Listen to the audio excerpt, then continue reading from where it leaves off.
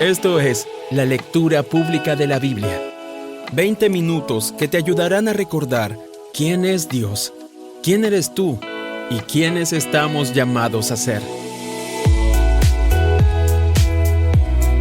Un tiempo en el que nos encontramos para escuchar a Dios hablar. Entre tanto que llego, dedícate a la lectura pública de las Escrituras y a enseñar y animar a los hermanos. A continuación, escucharemos fragmentos de la Biblia en la Nueva Traducción Viviente. El libro de Salmos, Salmo 23.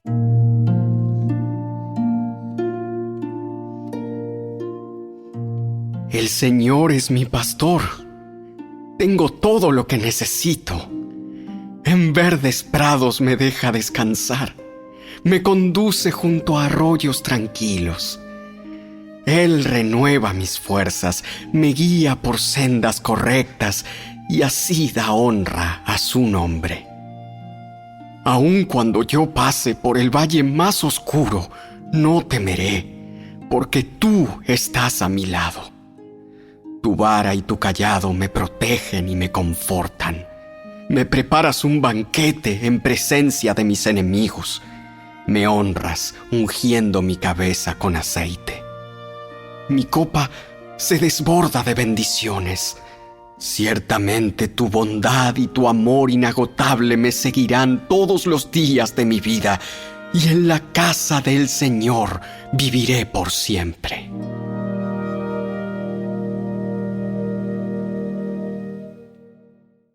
El libro del Éxodo, capítulo 30. Después construye otro altar con madera de acacia para quemar incienso.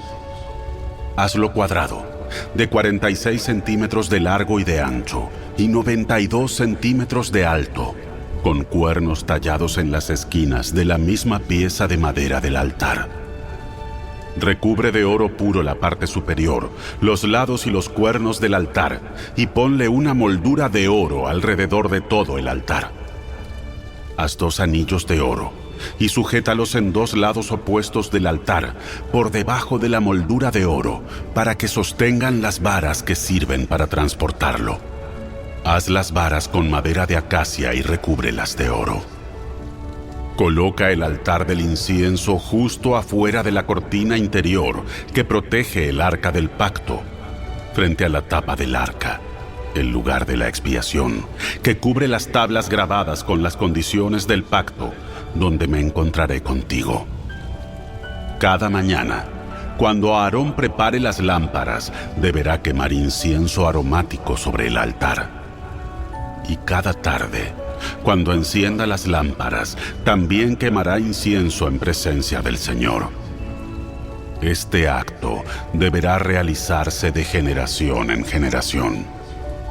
No ofrecerás sobre ese altar incienso no sagrado, ni ninguna ofrenda quemada, ni ofrendas de granos, ni ofrendas líquidas. Una vez al año, Aarón deberá purificar el altar, untando los cuernos con sangre de la ofrenda que se hace para purificar al pueblo de su pecado. Esta ceremonia se llevará a cabo todos los años, de generación en generación, porque ese altar es el más santo del Señor. Entonces el Señor le dijo a Moisés: Cada vez que hagas un censo del pueblo de Israel, cada hombre contado tendrá que pagar al Señor un rescate por sí mismo. Así, ninguna plaga herirá a los israelitas cuando los cuentes. Cada persona contada tendrá que dar una pequeña pieza de plata como ofrenda sagrada al Señor. Este pago es de medio ciclo, según el ciclo del santuario, que equivale a 20 geras. Todos los que hayan cumplido 20 años deben dar esa ofrenda sagrada al Señor. Cuando presenten esta ofrenda al Señor para purificar sus vidas y hacerse justos ante Él, el rico no dará más del monto establecido, y el pobre no dará menos.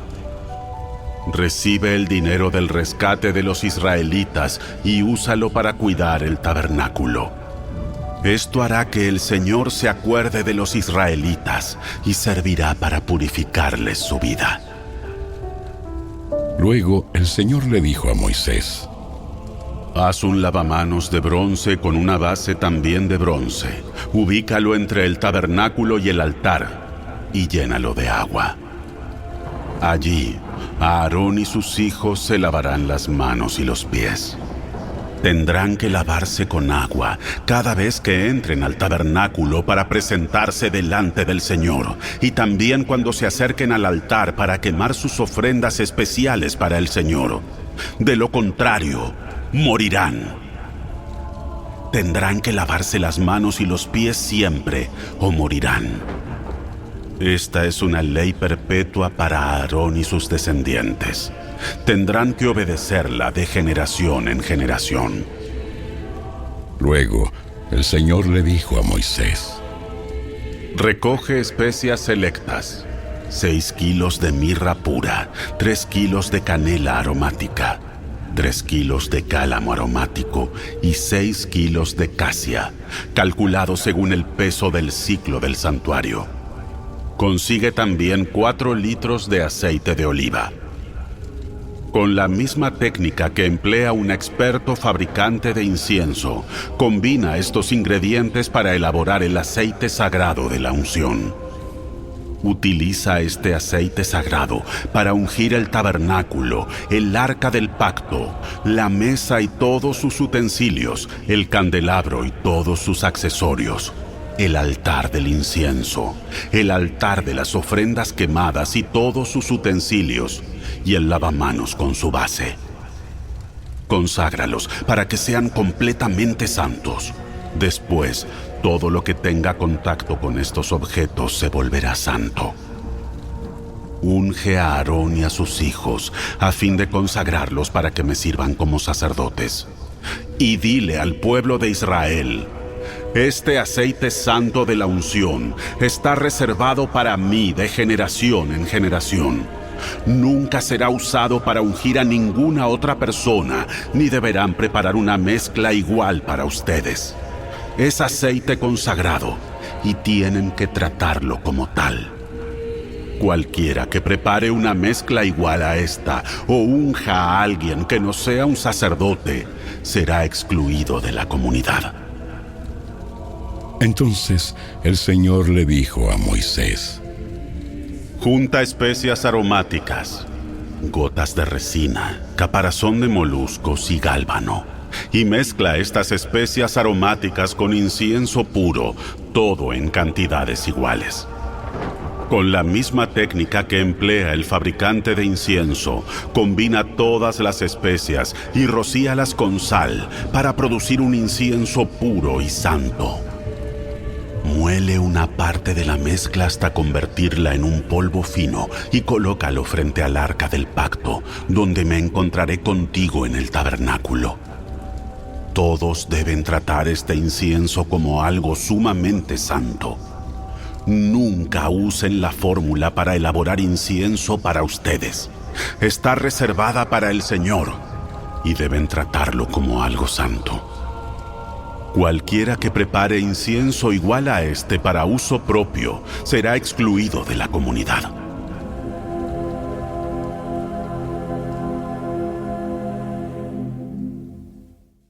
El libro del Éxodo, capítulo 31. Luego el Señor le dijo a Moisés: Mira, he escogido específicamente a Bezalel, el hijo de Uri y nieto de Ur, de la tribu de Judá. Lo he llenado del Espíritu de Dios y le he dado gran sabiduría, capacidad y destreza en toda clase de artes manuales y oficios. Es un maestro artesano, experto en trabajar el oro, la plata y el bronce. Es hábil en grabar, en incrustar piedras preciosas y en tallar madera. Es un maestro en todo trabajo artístico. También he designado personalmente a Aholiab, hijo de Ahisamac, de la tribu de Dan, para que sea su ayudante. Además, he dotado de habilidades especiales a todos los expertos artesanos para que puedan hacer todo lo que te he mandado construir. El tabernáculo, el arca del pacto, la tapa del arca, el lugar de la expiación, todo el mobiliario del tabernáculo, la mesa y sus utensilios, el candelabro de oro puro con todos sus accesorios, el altar del incienso, el altar de las ofrendas quemadas con todos sus utensilios, el lavamanos con su base, las vestiduras finamente confeccionadas, las vestiduras sagradas para el sacerdote Aarón y las vestiduras que sus hijos llevarán puestas cuando ministren como sacerdotes, el aceite de la unción y el incienso aromático para el lugar santo. Los artesanos deberán hacer todo tal como yo te he ordenado. Después el Señor le dio a Moisés las siguientes instrucciones. Diles a los israelitas: asegúrense de guardar mi día de descanso, porque el día de descanso es una señal del pacto entre ustedes y yo de generación en generación. Se ha establecido para que sepan que yo soy el Señor, quien los hace santos. Deberán guardar el día de descanso, porque es un día santo para ustedes. Cualquiera que lo profane será ejecutado, y el que trabaje ese día será excluido de la comunidad. Tienen 6 días en la semana para hacer su trabajo habitual, pero el 7º día será un día de descanso absoluto, un día santo, dedicado al Señor. Cualquiera que trabaje el día de descanso será ejecutado. El pueblo de Israel deberá guardar el día de descanso y conmemorarlo de generación en generación. Es una obligación del pacto para siempre. Es una señal perpetua de mi pacto con el pueblo de Israel. Pues en 6 días el Señor hizo los cielos y la tierra, pero en el 7º dejó de trabajar y descansó. Cuando el Señor terminó de hablar con Moisés en el monte Sinaí, le dio las 2 tablas de piedra grabadas con las condiciones del pacto, escritas por el dedo de Dios.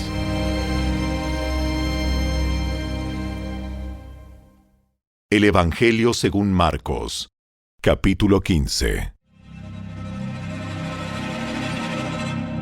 Muy temprano por la mañana, los principales sacerdotes, los ancianos y los maestros de la ley religiosa, todo el Concilio Supremo, se reunieron para hablar del próximo paso. Ataron a Jesús, se lo llevaron y lo entregaron a Pilato, el gobernador romano. Pilato le preguntó a Jesús: ¿Eres tú el rey de los judíos? Tú lo has dicho. Entonces los principales sacerdotes siguieron acusándolo de muchos delitos.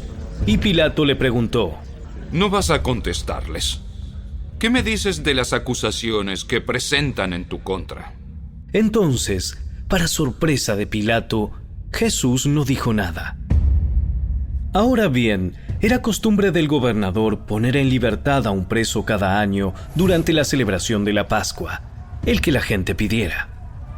Uno de los presos en ese tiempo era Barrabás, un revolucionario que había cometido un asesinato durante un levantamiento. La multitud acudió a Pilato y le pidió que soltara a un preso como era la costumbre. ¿Quieren que les deje en libertad a este rey de los judíos? Pues ya se había dado cuenta de que los principales sacerdotes habían arrestado a Jesús por envidia. Sin embargo, en ese momento, los principales sacerdotes incitaron a la multitud para que exigiera la libertad de Barrabás en lugar de la de Jesús. Entonces, ¿qué hago con este hombre al que ustedes llaman rey de los judíos? ¡Crucifícalo! ¡Crucifícalo! ¿Por qué? ¿Qué crimen ha cometido? Pero la turba rugió aún más fuerte. ¡Crucifícalo! Entonces Pilato, para calmar a la multitud, dejó a Barrabás en libertad y mandó a azotar a Jesús con un látigo que tenía puntas de plomo, y después lo entregó a los soldados romanos para que lo crucificaran. Los soldados llevaron a Jesús al patio del cuartel general del gobernador, llamado el Pretorio, y convocaron a todo el regimiento. Lo vistieron con un manto púrpura y armaron una corona con ramas de espinos y se la pusieron en la cabeza. Entonces lo saludaban y se mofaban. ¡Viva el rey de los judíos! Y lo golpeaban en la cabeza con una caña de junco, le escupían y se ponían de rodillas para adorarlo burlonamente. Cuando al fin se cansaron de hacerle burla, le quitaron el manto púrpura y volvieron a ponerle su propia ropa. Luego lo llevaron para crucificarlo. Un hombre llamado Simón, que pasaba por allí pero era de Cirene, venía del campo justo en ese momento, y los soldados lo obligaron a llevar la cruz de Jesús. Simón era el padre de Alejandro y de Rufo. Y llevaron a Jesús a un lugar llamado Gólgota, que significa lugar de la calavera. Le ofrecieron vino mezclado con mirra, pero él lo rechazó. Después, los soldados lo clavaron en la cruz, dividieron su ropa y tiraron los dados para ver quién se quedaba con cada prenda. Eran las 9 de la mañana cuando lo crucificaron. Un letrero anunciaba el cargo en su contra. Decía: el rey de los judíos. Con él crucificaron a 2 revolucionarios, uno a su derecha y otro a su izquierda. La gente que pasaba por allí gritaba insultos y movía la cabeza en forma burlona. ¡Ey! ¡Ey! ¡Pero mírate ahora! Dijiste que ibas a destruir el templo y a reconstruirlo en 3 días. Muy bien, sálvate a ti mismo y bájate de la cruz. Los principales sacerdotes y los maestros de la ley religiosa también se burlaban de Jesús. Salvó a otros, pero no puede salvarse a sí mismo. Que este Mesías, este rey de Israel, baje de la cruz para que podamos verlo y creerle. Hasta los hombres que estaban crucificados con Jesús se burlaban de él. Al mediodía, la tierra se llenó de oscuridad hasta las 3 de la tarde. Luego, a las 3 de la tarde, Jesús clamó con voz fuerte: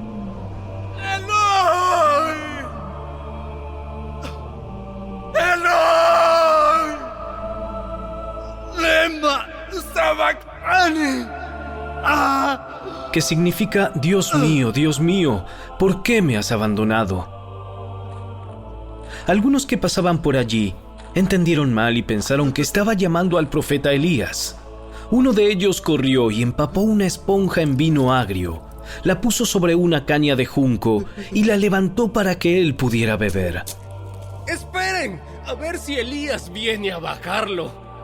Entonces Jesús soltó otro fuerte grito y dio su último suspiro.